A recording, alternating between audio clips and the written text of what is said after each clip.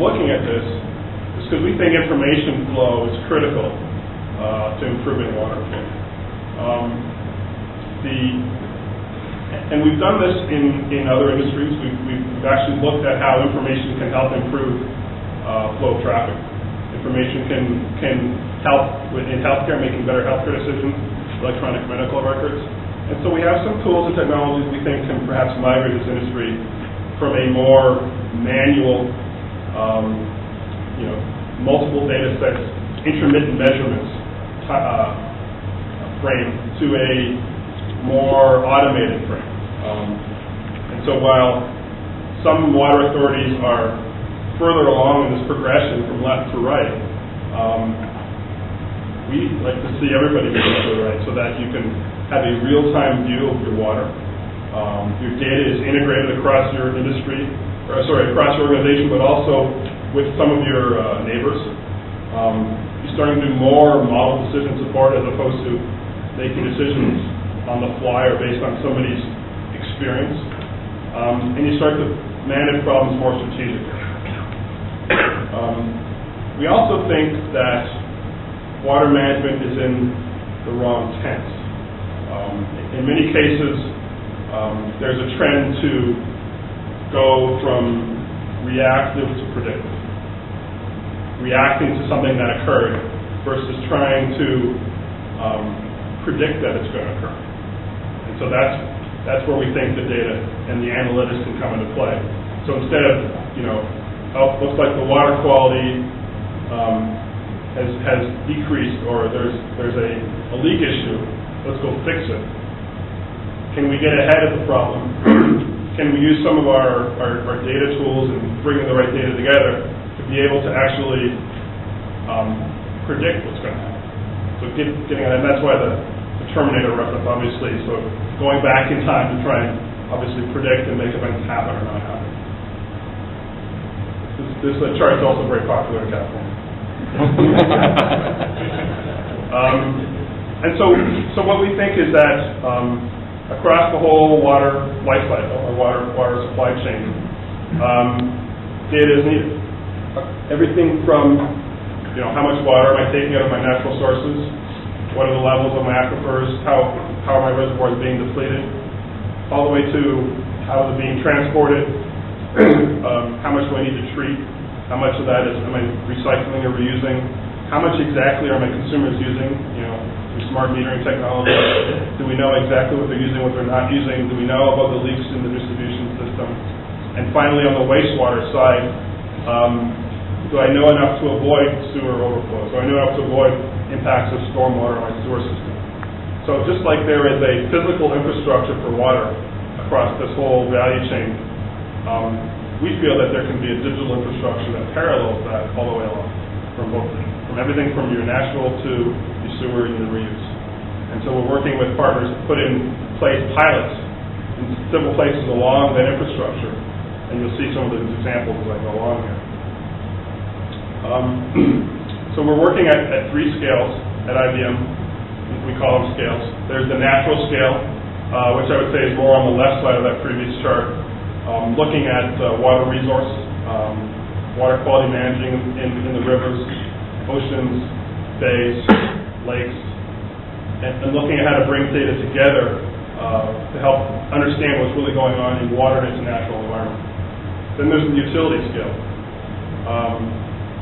helping water utilities and municipalities with the right data to manage their assets better, to manage the distribution systems on the water and the sewer side, and also putting things together like smarter levees, taking advantage of weather prediction tools. And then on the enterprise scale, that's where we feel that companies like IBM are starting to have a recognition that they need to understand their water usage better. In Europe, in fact, there is some legislation going through where products will have to be labeled not just with carbon footprint, but water footprint, or water usage levels. A lot of companies have no idea how to get that data. They know their water bill, they know how much water comes into their plant, goes out of their plant. They don't have it sorted by product. And so there are tools and technologies and some methodology that we can help them with to get a better handle on how much water does this product use because it goes through these processes. But then as a plant as a whole, is there an opportunity to reduce water, which actually has a more profound impact on the energy use in the plant perhaps than your actual water bill. So the savings in dollars comes from your energy efficiency. So those are the three scales we're working at. And what we've put together is an architecture that's an information technology architecture that is very flexible and open and allows a lot of different technologies to be plugged into it. I didn't want to show any real gorpy IT charts here, but essentially we have the ability to bring in multiple data sources, sensors, meters, flow controls, and databases, and then use that information to predict, to feed into visualization tools, to databases, and different analytic models, whether it's IBM's analytics or another company's analytics.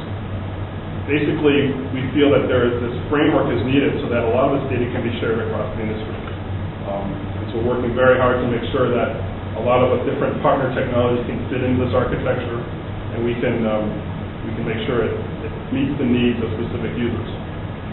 Thank you. So let me just go into a couple examples here.